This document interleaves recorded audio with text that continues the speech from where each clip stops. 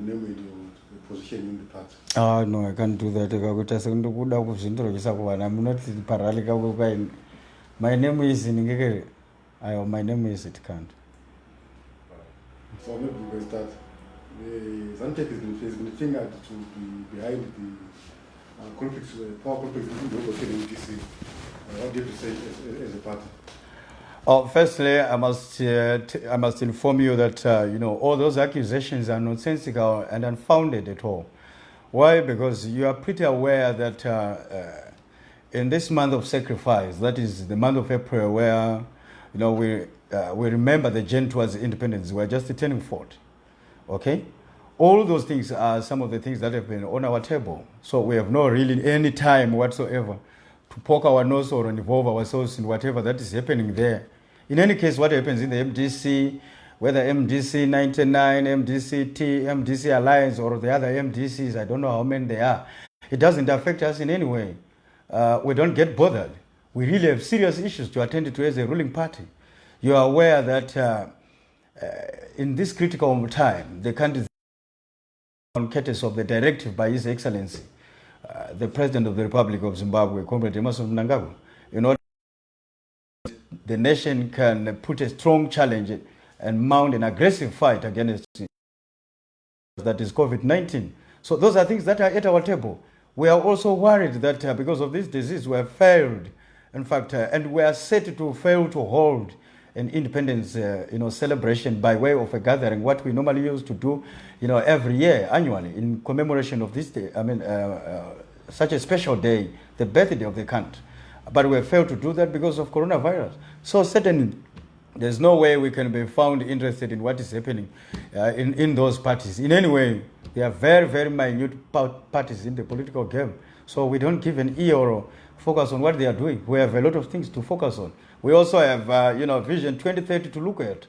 And those are things that are on our table. And those are the things that we toil and soil every day in order to ensure that we achieve for the betterment of our people. Not what is happening at Harvest House.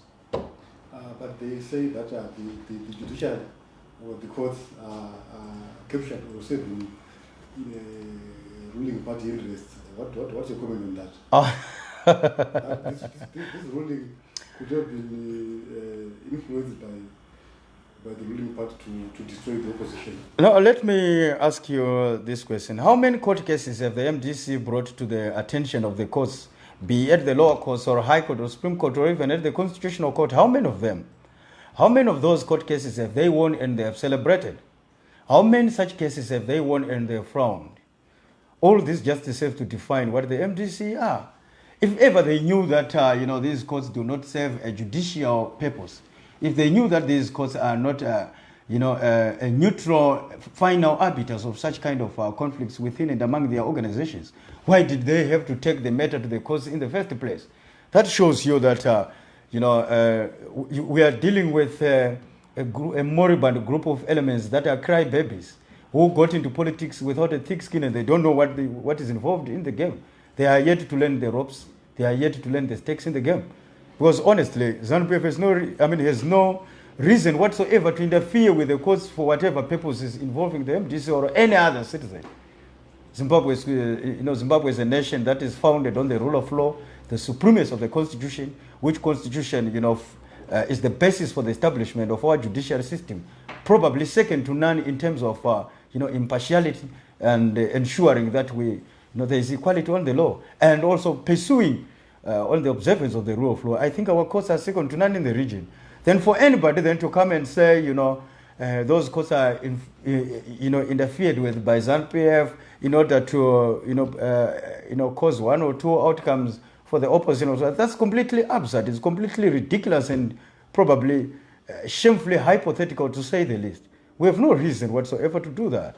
Like I told you earlier, what is on the Zanu-PF table is to ensure that its machinery of implementation, that is government, headed by His Excellency, President Emmerson Mnangagwa, who is our first secretary and the president of the party, delivers on the promises enunciated in the People's Manifesto in the 2018 elections. That is what is on our table, to ensure that we have delivered first world infrastructure, to ensure that we have created, a a social environment where people can thrive and uplift themselves in terms of living standards. Those are things that are on our table. Those are things that are what we have defined as Vision 2030.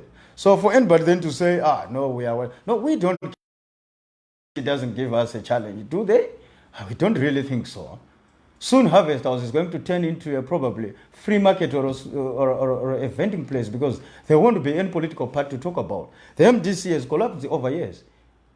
When they lost Washman in 2005 with his splinter group, didn't they accuse Zanu-PF?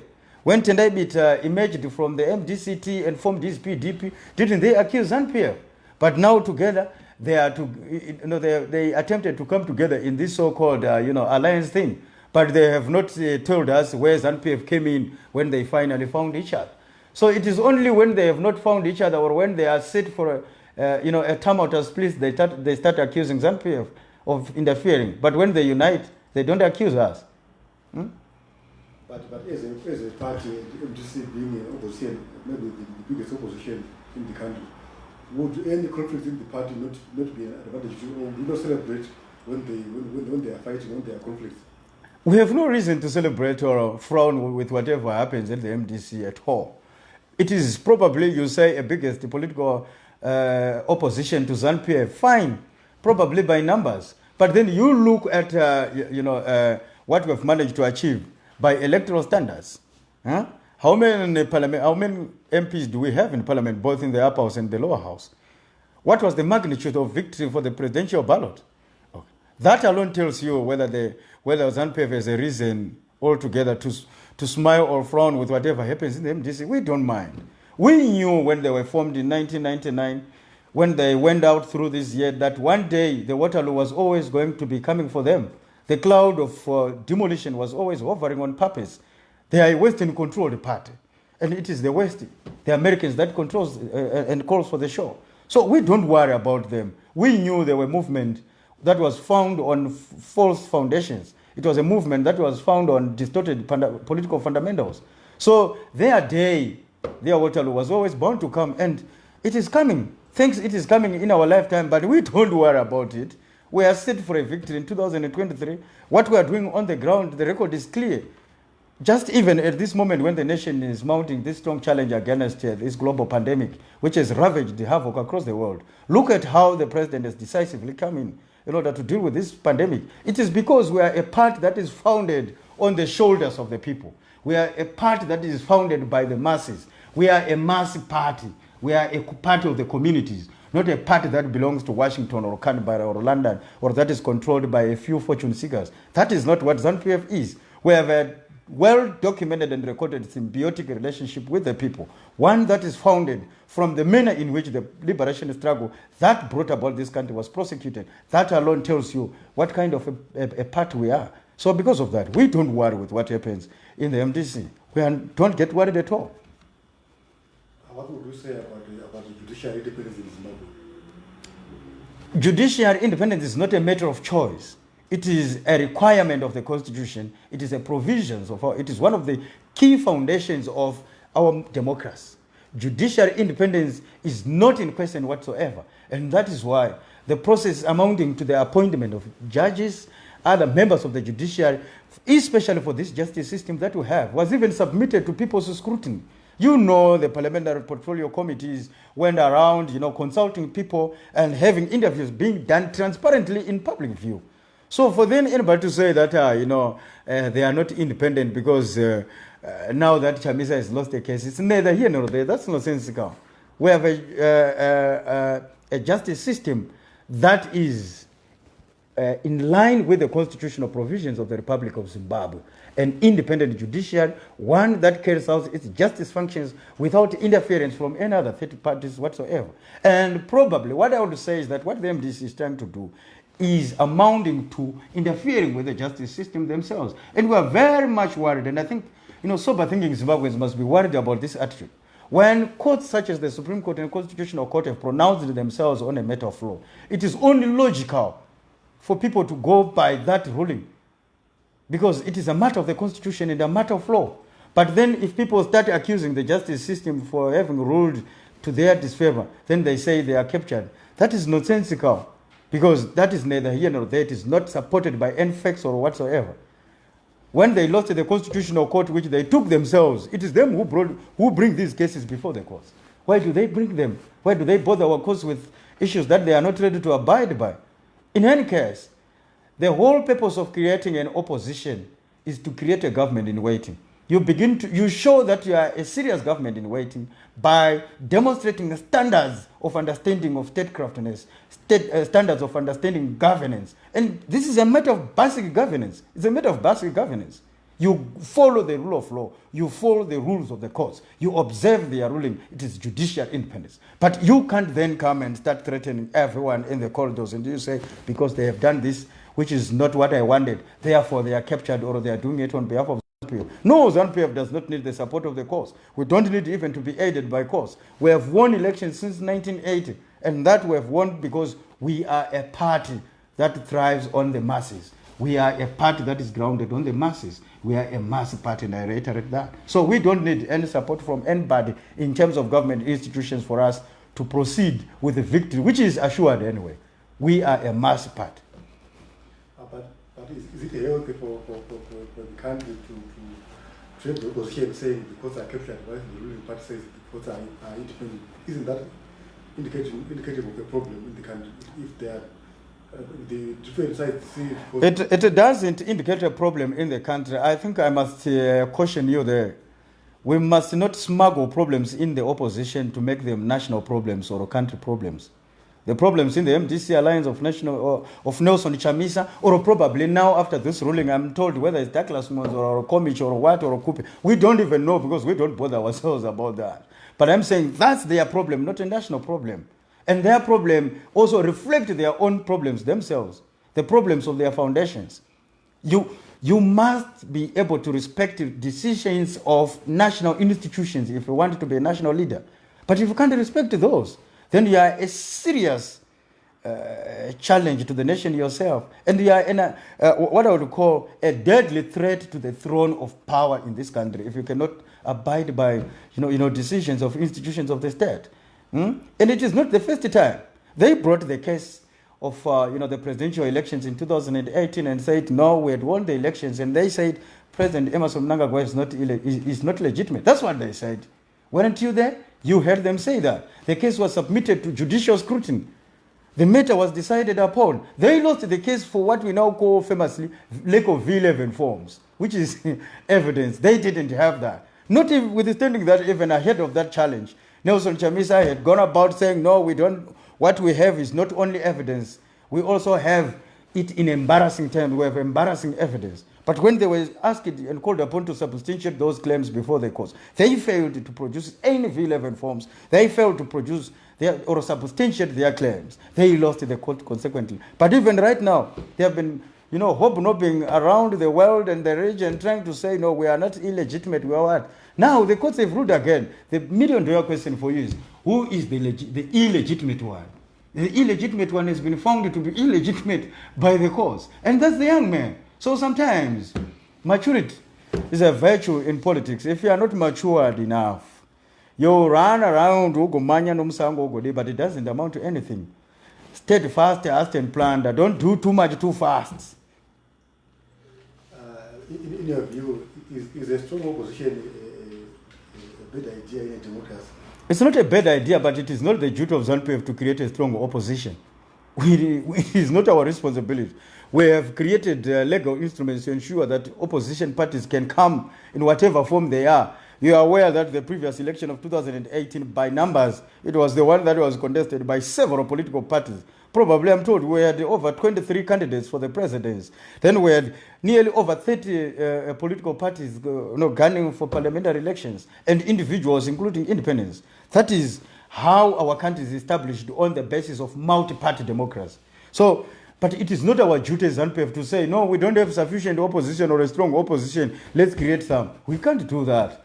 And the reason why they cannot build a strong opposition that can challenge Zanu-PF ruling status, it is because they don't belong here. Their political parties are not based on indigenous foundations of our country. They are not based on indigenous realities of our country. They are inspired from Washington. And that is why those guys can even pride in themselves calling for sanctions. Just recently, you saw Shangirai's son, this one, MP of Glenview. I thought, my sanctions for sure, they are not working. He did that in Parliament. But what happened to him thereafter? He was censured and made to publish a statement, recusing himself from having pronounced those words. Because those guys stand for sanctions, which for a fact.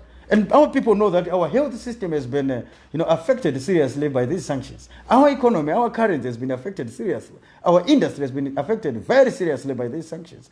Our agenda as a nation has been under serious challenge because of these sanctions called by these individuals. And certainly on that basis, they cannot mount a strong challenge on, against Zanu-PF, because people know that these are the people that have brought misery on this country. They have done so deliberately because they feel the only way they can get into power is to ensure that they make life very difficult for Zanu-PF, make life very difficult for our government, make life very difficult for our people, make life very difficult for our nation. And in that context, they think they can then be, Zanu-PF can be substituted for them. But people have stood steadfast.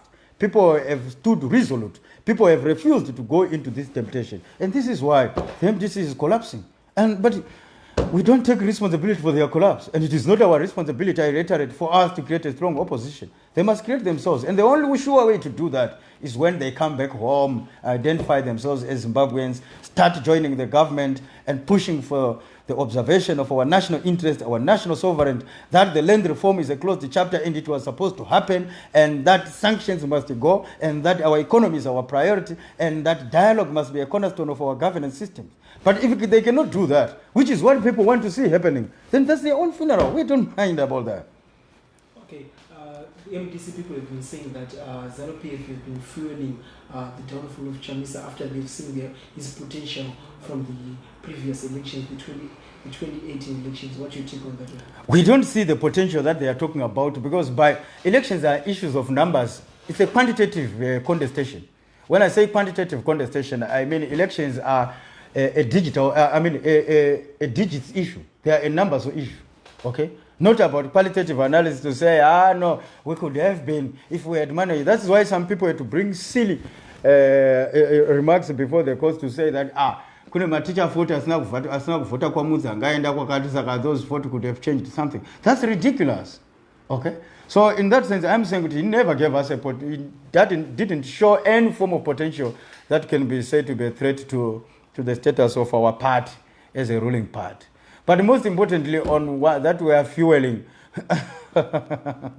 it's like if they feel that Zanu-PF has the capacity to fuel downfall in the MDC, then that means even themselves can equally have capacity to fuel a similar issue in Zanu-PF. Let them try it if they think it's feasible. Why can't they also retaliate by fueling friction in Zanu-PF?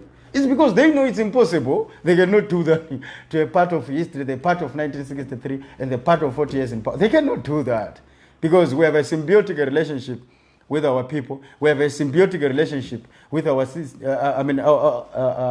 and amongst ourselves as leadership. So if they cannot do that, it means they don't have that symbiotic relationship amongst themselves. But who are we to show the responsibility for Chamisa's failure to stamp authority in whatever his organization or his members? It means they don't have common ground. And probably from what I hear, it would appear that his foes or those that are fighting him feels that no, the time has come for us probably to come together as a nation and confront the challenges that are before us. Than for us to be in an election mood for 5 years. The elections were done and dusted. We cannot be a country that lives in election seasons throughout the year from 1 January to 31 December. It can't. And it would appear that is the feeling of others that are fighting him. No, let's focus on development. People want deliverables. And when I say people, I don't mean Zanu-PF supporters. We mean even MDC supporters themselves. Because at the end of it all, when we are talking about developmental matters, we are talking about all Zimbabweans. And everyone would want to enjoy that. Who celebrates the situation in our hospitals then? But you know that our hospitals have been under sanctions for a long time, and we cannot secure essential medical, equipment for them. We cannot even, purchase drugs on global market in order to equip our hospitals. Our currency has been systematic attacks from the countries that have imposed the sanctions on us. I think you know it. But who is benefiting out of that? None. both us in Zanu-PF and those in the MDC. So that is why those in the MDC, some of them are saying, no, guys, some of these things that you have made us to push for, they don't work. Sanctions don't work, they are reality. And again, you are in illegitimate leadership. So when it's a question of illegitimate, those are matters of law. They don't require Zanu-PF to fuel them. He's illegitimate, He must sort out and gain his legitimacy. And probably one more important thing is that he has lost the foundations to talk about legitimacy of any kind of a person. Himself is illegitimate. That means even his contestation of the 2018 elections as MDC-T or MDC Alliance president, they were legitimate basis, and therefore, at law they say an illegality cannot mother illegality. The fact of the matter now is that he was a wrong organizational contestant for 2018 elections. So, good riddance for him. Some people have likened the succession that happened in the MDC and the court outcome that is claimed that Dr. Cooper should have seen the leadership of Zanu-PF. They are saying that the same should have applied to Zanu-PF after before Comrade Mugabe. Comrade Mboko should have taken over. Oh, Comrade who? You said Comrade who? I can see the smile at your face is reflective of the fact that you don't even believe what you are asking about, because it was infeasible. These are two different cases altogether. And most importantly, the circumstances of President Emmerson Mnangagwa's assumption of presidential responsibilities in power in November of 2017 were above board. The courts have pronounced themselves about that, and the matter is now, the matter is it was finalized by the courts. So there's no question about that. Save just to say, when the events that unfolded in November 2017 took place, which is quite very interesting, you hear people now talking about a coup. They say it was a military coup. They say President Emmerson Mnangagwa came through a coup. Now let me tell you, have you ever checked what, even the now self-acclaimed president of the MDC himself, that's Nelson Chamisa, himself self-appointed, now that he is now been declared to be illegitimate. What were his remarks about that in November? I quote him. He said, this was a miraculous transition which came through as a result of tripartite processes. And it is those tripartite processes. And he had just been asked on a show whether this was a coup or not. He said this was not a coup, but a miraculous transition, okay, which took place out of tripartite processes. The first one, it was the pressure that was exerted on former President Mugabe by the masses. The second one, it was the processes of, the security forces, which also tried to balance between the activities that people were exerting on the ground, which were aimed at probably ousting the former president in a hostile manner. The army chipped in order to douse those flames and solve those issues that were there, using a provision in the constitution that allows them to do that. Thirdly, the resignation or the departure of President Emerson, the departure of President Robert Gabriel Mugabe then from the throne was necessitated by the impeachment proceedings that had started from Parliament, led by the former MDC Chief Whip Innocent Gonese, supported by the late former Prime Minister and President of MDC, Morgan Tsvangirai, and may his soul rest in peace, supported also by Zanu-PF. And it is out of those processes that Mr. Mugabe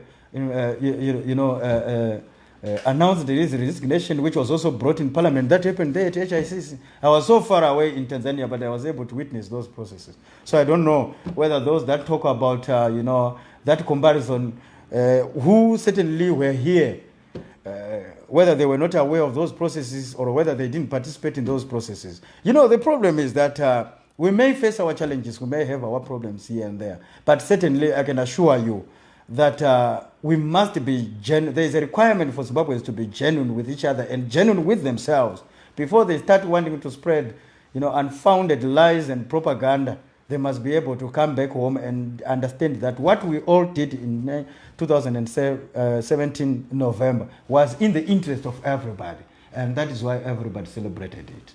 But the question that the development of the army was unconstitutional, simply the army was interfering in civilian matters. Those were not civilian matters, because matters of the presidents at the time things were happening ceased to become civilian matters. The wantonness manner in which the usurpation of power had happened against President Mugabe by a rapacious clique of power-hungry gangsters led by the fallen cabal of the G40s, were a serious national security threat themselves, which warranted whatever intervention that was necessary. And thank God, just go and re-watch that video, which was where the army pronounced itself. Okay, you will see them holding a constitution. You will see them quoting a section of the constitution that empowers the Zimbabwe Defense Forces to interfere in order to restore, ensure national security. And this is what they did.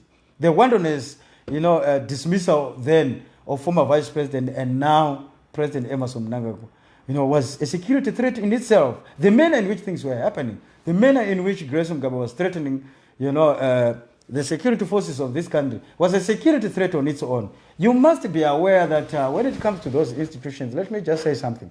Those are sacred institutions of the state from which your security is driven from you as an individual and that of myself and everyone.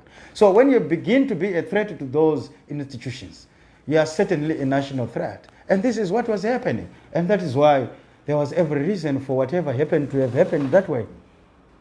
And then later on, there was a court challenging the whole process of change of power. And it was lost. I think we have talked about that. So it's what under the bridge. We can't discuss court judgments. Then the question was that why is that have the court ever ruled against Zanu-PF?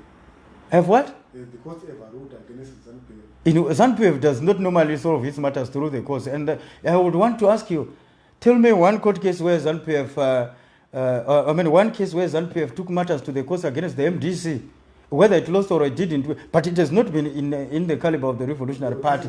Because when there are internal matters of Zanu-PF, we solve them here because we have an authority in the name of the president in particular, the leadership in particular. And Zanu-PF, muronga wedu wakasimba sezvauri izvozvo saka hakuna wada watonga.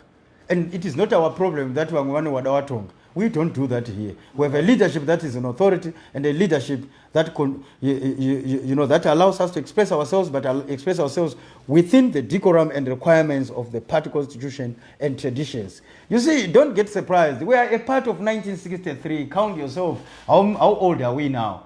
We are also a part of 40 years in power, working with the people. Now, count yourself. How old are we in government and how old are we from formation? That alone tells you the manner in which stability is celebrated here, and we do have that stability. That is why even the G40, when they tried what they did, they could not be successful. Okay, there's someone here from the live called Costa Gizima. He said, as Zanu-PF has failed, do you believe that? What do you take on that? Zanu-PF has failed what? I don't know what he's talking about. Because it's like you say, you are talking about a soccer player, you are talking about Peter Ndlovu. You say Peter Ndlovu has failed in this game. Are you saying because he has failed? Are you saying Peter Ndlovu has failed because he has scored 4 goals and the team went on to win, but for you, you were supposed to score 6 goals? Is that how you define failure? That's what I would want to know. Failure in what sense? He's talking about how Zanu-PF is ruling the country, how he's taking day-by-day business. He's saying the masses are suffering each and every day. Oh, I would ask yourself, are you suffering each and every day? People who suffer each and every day will not be on social media or on these live screens where they can comment and say we are suffering each and every day. It is not normal where people are suffering every day, I can assure you. But anyway, the question allows me to give you a chronology of what the party has done so far, which is what people need to take advantage of. Firstly, you may need to be aware that the first thing which we are proud of as a revolutionary party is that we have given you land. We have given land to the people in order to ensure that Zimbabweans take full control of their resources, especially resources of economic value. And we have given you the land. Now, when you are failing to be productive on the land that you got, how does that become a Zanu-PF failure? It is an individual failure, and you must take responsibility as a person, as a family, as an individual, rather than to be a nation that prides itself in apportioning blame from one person to the other. Take responsibility. I'll come to this new dispensation. When we took land, we did not end there. We started giving people support, okay? That is where the presidential inputs scheme came, the mechanization program, in order to modernize our agriculture. And that is the vision of President Emerson Mnangagwa, to ensure that we do that and ensure self-food sufficiency. Okay?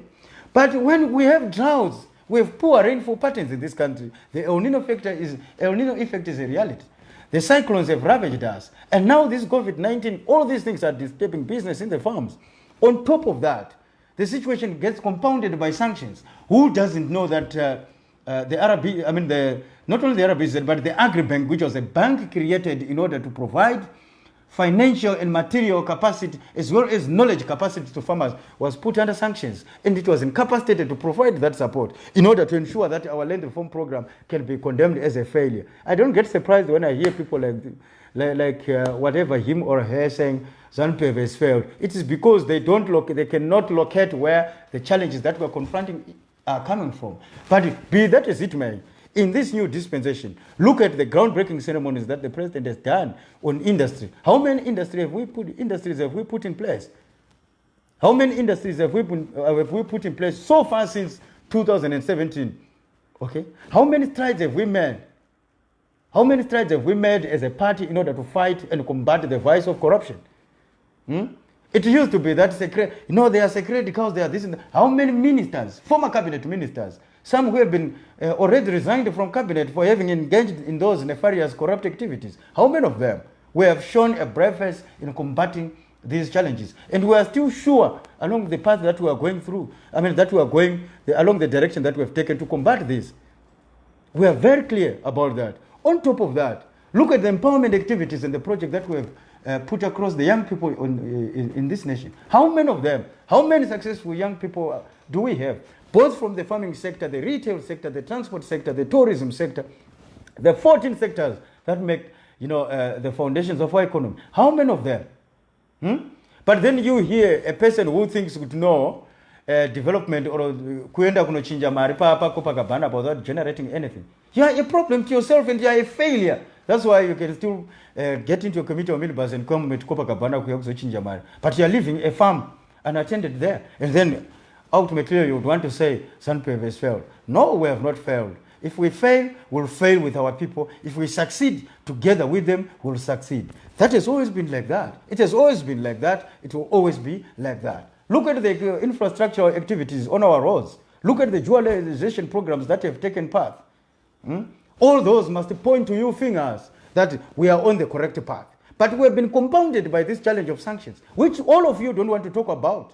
Because some people have been coded to say, no, it's not sanctions, it's something else. But you know that these sanctions are real. And I've always asked people, if you think sanctions are not working like what the American ambassador would want us to believe, the Americans would want us to believe that sanctions are not effective enough. Okay, they are not effective enough. My $1 million question to you is, if they have not been that effective, why have they kept those sanctions regimes for over 20 years now, for over 2 decades, if they are not working? Why have they kept them? No one would want you to give you that answer because people would not want to talk about it.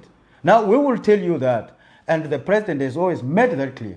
With or without sanctions, we will continue to be with our people. We are a mass party. We will not abandon our people. If the sanctions were put in place for us to abandon our people, we will not take that decision. We will remain with our people. If we suffer, if we develop with our people, we work with our people, and that is why we are a mass party. The Americans have failed to break this bond, but sanctions were meant to break Zanu-PF. They have failed it. They simply are not gentlemen enough to admit that they have failed. We are still going strong, even in those sanctions. We are still going strong. Their moribund, puppets there along Nelson Mandela are collapsing. And you are witnessing it every day. That shows you how strong we are. And that shows you how much the symbiotic relationship with our people have taken us thus far. Or maybe your last sentence to the hundreds of people who are watching you on our social media platforms. We are saying stay home, stay safe. COVID-19 is a reality. It kills. Look at how much havoc it has wreaked in Italy. Look at how much death it has left in America and is still there. Look at the havoc it is causing in London. It is not about whether our health system are, top class or the spread of this disease. It kills. I would admit that indeed our hospital systems cannot be comparable to those of Washington. Those in Washington are far much better than ours. Those in Rome in Italy, in Sampdoria, in Sicily, in Naples, they are very stronger than ours. Those in Spain, in Barcelona, in Madrid, they are stronger than ours. Those in London, those in Nottingham, those in Cambridge, the health system there are stronger than ours. But look at what they have gone through out of this disease. They have lost several thousands of people, and over hundreds of thousands of them have been hospitalized or detected positive of this disease. That shows you that COVID-19 is not about ventilators. It is not about whether Wilkins has the capacity to deal with cases or not. It is about containing the spread of this virus, and we must thank the people for observing the directive given by their commander, Comrade Emerson Mnangagwa, the president of this republic. He has given people a directive to stay within their homes for 21 days and contain the spread of this virus while our hospital system deals with the cases that have been identified so far, which are just 9. I say just 9 not because they are supposed to increase, but I say our infections, the rate of our infections are still at a level where we can manage them, and thanks to a visionary leadership that puts the health and well-being of its people on top of politics, on top of everything. We have our people seated at home, and they've abided by that decision. We must thank them, and we continue to say to them, stay indoors. COVID-19 is real. The president needs your support, and you need his support as we collectively as a nation mount a strong challenge against COVID-19, because only through unity we can win this fight. Stay clear of false media narratives or false social media narratives that cases have gone this much or have gone this much. I have seen the devil incarnate and self-appointed God's deputies like Hopo Chingwon publishing a false story, a viciously false story on Al Jazeera that government is hiding positive cases of coronavirus. I will tell you, what benefit would it bring to Zanu-PF or the government to hide positive cases? Now there are only 9. In America, there are over 100,000 now. In Italy, there are over 300 or 500,000 cases and more than 8,000 deaths. So what do we benefit from hiding deaths of this global pandemic, which has tended to become a serious global disaster? Why would we do that? We are not doing that. But you have such elements like Hopo Chingon. I've just singled him individually because I think he has been on the overdrive out of the the false conviction that he's an award-winning journalist and therefore all that he says is good. Now Wilkins is there. And thank God there are also MDC elements at Wilkins who are the councillors. They have access to it. They can check what's going on there. How many cases do we have? They have stayed clear. There are 9. But I don't know whether Hopo Chingono is testing Zimbabweans abroad or he's giving us some Italians, or is giving us some Americans that is apportioning the citizenship of Zimbabwe so that our numbers can increase to the amount that we want. It is wrong, and our people must stay clear of these false alarms that are being held. The Ministry of Health and its partners in the World Health Organization, WHO, and the United Nations, and the presidents are the people that are seized with handling this disease and the spread of this pandemic. And only them can speak credibly about the status thus far. Any other directorate, any other sources of news about this disease must be condemned as absolute hogwash, nonsensical, and probably and stupidly hypothetical. Yeah, thanks a lot for calling. Thank you very much.